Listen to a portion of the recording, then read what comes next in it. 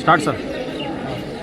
స్వామివారు చిలుకూరులో ఇది స్వయం వ్యక్త క్షేత్రం.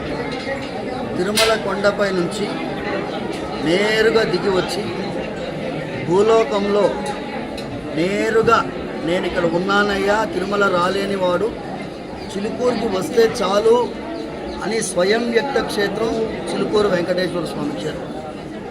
చిలుకూరుకి వచ్చినటువంటి వారు తిరుమలకి వెళ్ళినంత ఆశీర్వాదం దొరుకుతుంది. అలాగే తిరుమలలో స్వామివారి కైంకర్యంలో ఎలాగైతే భక్తి శ్రద్ధలతో మనం ఆచరిస్తూ ఉంటామో, చిలుకూరులో మనది ఆగమం వేరైనా కూడా, పాంచరాత్ర ఆగమం అయినా కూడా ఇక్కడ కూడా అదే భక్తి శ్రద్ధలతో కార్యక్రమాలు జరుపుతాయి. ఇవాళ పితృపక్షంలో వచ్చే శనివారం విశేషమైనటువంటి రోజు.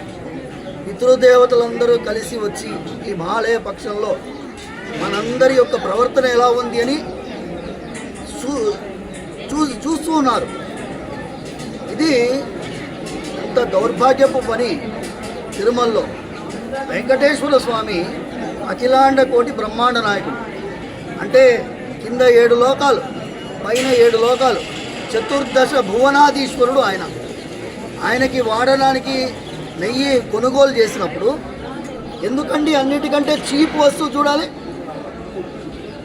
అన్నిటికంటే ధర తక్కువైన వస్తువు ఎందుకు కొనాలి?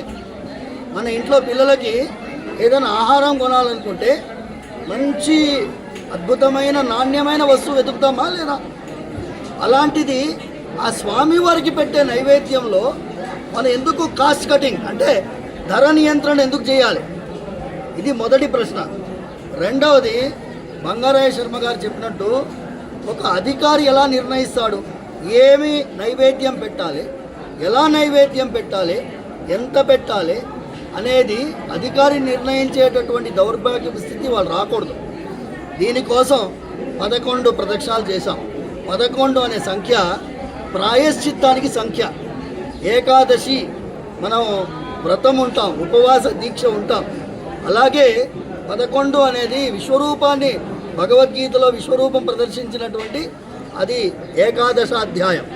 అలాగే మనం అందరం కూడా గుర్తుపెట్టుకోవాలి ప్రదక్షిణంలో ఉండే మహత్వం.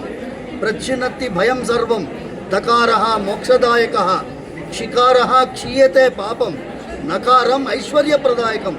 4 అక్షరాలు ప్రదక్షిణంలో. ప్రదక్షిణం ప్రచ్చినత్తి భయాలన్నీ పోగొడుతుంది. స్వామి నీకు చేసిన అపచారంలో మాకు ఏమి ఇబ్బంది వస్తుందో అని భయం, దాన్ని స్వామి క్షమించండి ప్రార్థించాం.